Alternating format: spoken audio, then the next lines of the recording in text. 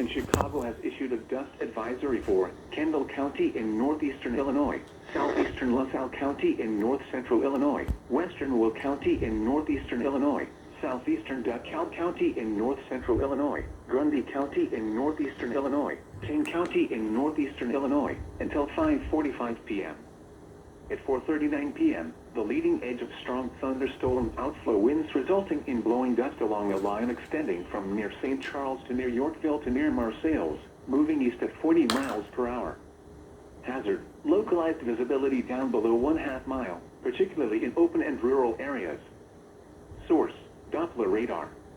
Impact: hazardous travel, including the following interstates: Interstate 39 between mile markers 43 and 46. Interstate 55 between mile markers 219 and 263. Interstate 80 between mile markers 89 and 131. Interstate 88 between mile markers 102 and 120.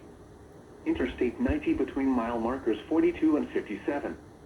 Locations impacted include Aurora, Joliet, Naperville, Elgin, Bolingbrook, Bartlett, Romeoville, Plainfield, Carpentersville, St. Charles, Oswego, Algonquin, West Chicago, Batavia, Hunley, Geneva, Ottawa, Yorkville, Streator, Morris, Channahon, Campton Hills, Minooka, Plano, and Sandwich.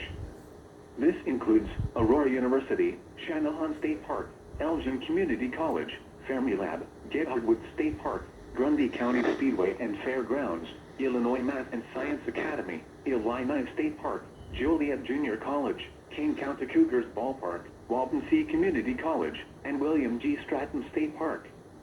Blowing dust brings reduced visibility, leading to dangerous driving conditions.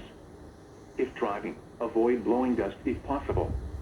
If caught in dense blowing dust, pull off the road, turn off your lights and keep your foot off the brake.